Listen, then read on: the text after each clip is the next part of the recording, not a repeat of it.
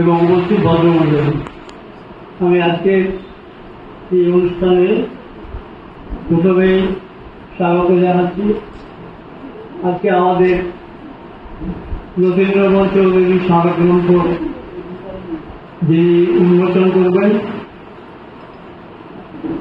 অধ্যাপক পার্থদেব মহাশয়কে স্বাগত জানাচ্ছি।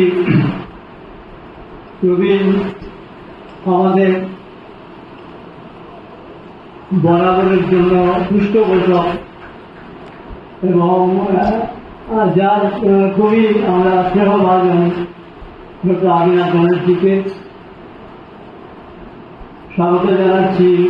শ্রী বিষ্ণু বাজরিয়া মহাশয়কে, আমাদের যে মুদ্রক একটি নাম করা প্রেস, মাত্র একটি নাম করা প্রেস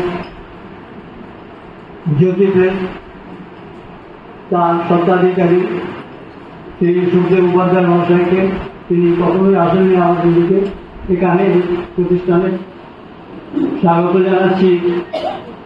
ডক্টর অমিতাভ চট্টরাজ, তাকে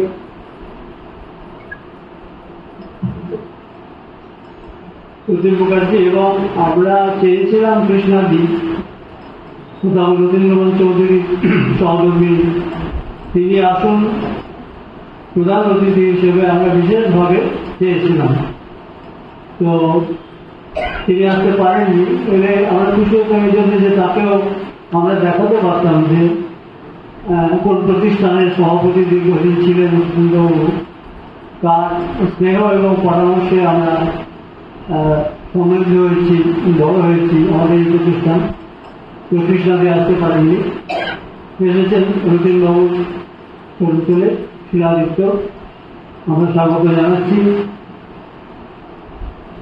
আর বিষ্ণুর কথা বলেছি অধ্যাপিকা সুমিত্রাকে, এবং আজকে আপনারা যারা এখানে উপস্থিত হয়েছেন, যারা সকলেই, তার মধ্যে প্রবীণ মানুষও আছেন, অনেক ছাত্রছাত্রী স্কলারও আছেন, প্রত্যেককে সশ্রদ্ধ নমস্কার জানাচ্ছি এবং স্বাগত জানাচ্ছি।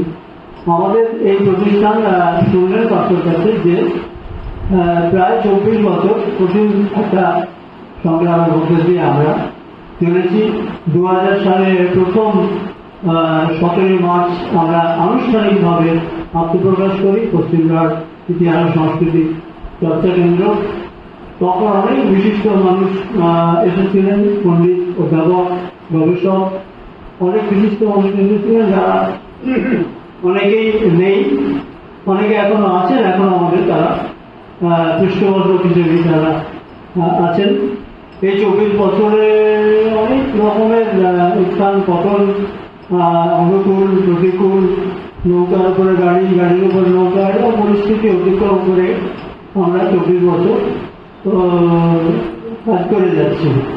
এবং শুধু কাজ করে যাচ্ছি নয়, 24 বছরে আমাদের যে বিকাশ হয়েছে, আমরা যে বেড়েছি, এটা সবটা যে বৈষয়িকভাবে সবটা যে শিক্ষার কত বিল্ডিং বই ইত্যাদি নয়, যেদিক দিয়ে আমাদের বিকাশ হয়েছে, বিস্তার হয়েছে, সেটা হচ্ছে যে আমরা চেয়েছিলাম যে এখানে মানুষ আসুন, যারা পড়াশোনা ভালোবাসেন, লেখাপড়া ভালোবাসেন, বই ভালোবাসেন,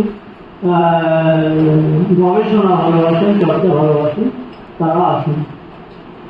তো বিশেষত যুব ছাত্র যারা, তারা কিন্তু আমাদের খুবই এই দিক থেকে সাফল্য যে আজকে 24 বছর পর 25 বছর যখন পা দিচ্ছি, তখন অনেক বিদ্বজ্জনকে আমরা এখানে আকর্ষণ করতে পেরেছি এবং তারা এসেছেন, তারা এসে খুশি হয়েছেন।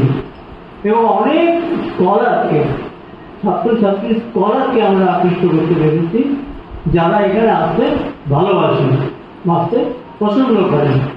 এবং আমাদের লাইব্রেরি ওপেন অ্যাক্সেস লাইব্রেরি, যে কোনো আলমারি খুলে দেখার যে একটা আলাদা আনন্দ যারা পড়তে চায়, তারা সেই আনন্দটা যে উপভোগ করছেন, সেটা আমরা ছেলেমেয়েদের আলমারি খুলে বই খাতা দেখে আমরা বুঝতে পারি।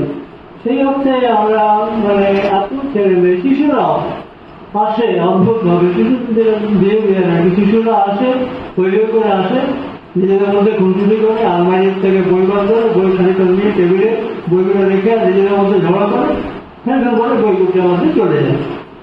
এইটাই হচ্ছে মানে চিলড্রেন সেকশনের। আমি স্বপন ঘোষ কিন্তু একবার বলেছিলাম লাইব্রেরিয়ান যে চিলড্রেন সেকশন বলতে ওই রকম সব জায়গাতে, ওটাই নিউ ইয়র্ক চিলড্রেন সেকশন।